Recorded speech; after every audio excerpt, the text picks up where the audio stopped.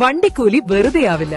ഓട്ടുപാത്രങ്ങളുടെ വൻ ശേഖരവുമായി Naduvath Krupa home appliances. Krupa home appliances, Pulikkottil arcade, Naduvath. Safa gold and diamonds original ബില്ലോടുകൂടി മാത്രം സ്വർണം വിൽക്കുന്നു. Safa gold and diamonds, different by design. Manjeri sub ജില്ലാ കായികമേള UP വിഭാഗം ഓവറോൾ ചാമ്പ്യന്മാരായ Pandikkad government higher secondary school കായിക പ്രതിഭകളെ ആദരിച്ചു. സ്കൂൾ സംഘടിപ്പിച്ച അനുമോദന ചടങ്ങ് SMC വൈസ് ചെയർമാൻ കുഞ്ഞി മുഹമ്മദ് ഉദ്ഘാടനം ചെയ്തു.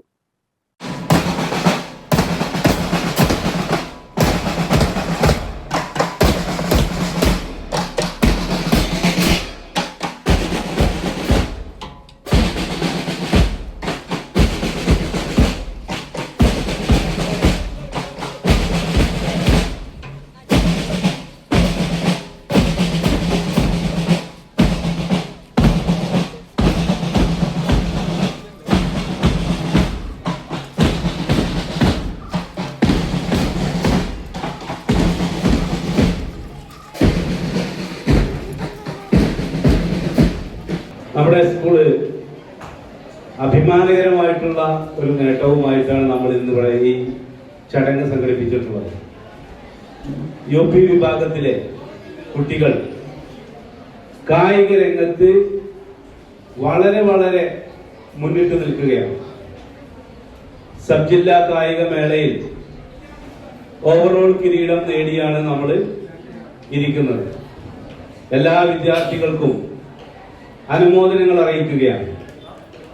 പ്രത്യേകിച്ച് പറയാനുള്ളത്, സ്കൂളിന്റെ കായികപരമായിട്ടുള്ള കലാപരമായിട്ടുള്ള മറ്റ് എല്ലാ രംഗങ്ങളിലും കുട്ടികളുടെ കഴിവിനെ പരിപോഷിപ്പിക്കുക എന്നതിൽ ഈ സ്കൂളിലെ ടീച്ചേഴ്സ് വളരെ മുൻപന്തിയിലാണ്.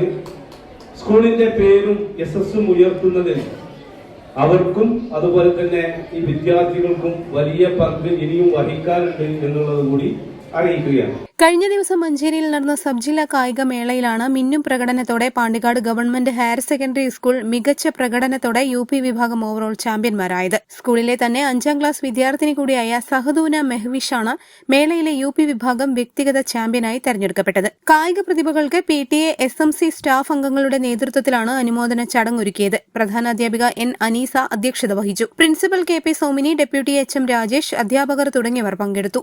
News bureau, Pandikkad.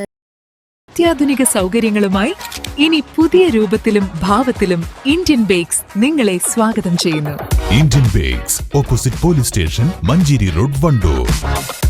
വണ്ടൂരിന്റെ ആഘോഷങ്ങൾക്ക് കൂടുതൽ തിളക്കമേകി Haya gold and diamonds. Wedding ആഭരണങ്ങൾ, ലൈറ്റ് വെയ്റ്റ് ഡെയിലി വെയർ ആഭരണങ്ങൾ, ഡയമണ്ട് ആഭരണങ്ങൾ എന്നിവ ഏറ്റവും കുറഞ്ഞ പണിക്കൂലിയിൽ നിങ്ങൾക്ക് സ്വന്തമാക്കാം. Haya gold and diamonds, Wandoor and Elankur.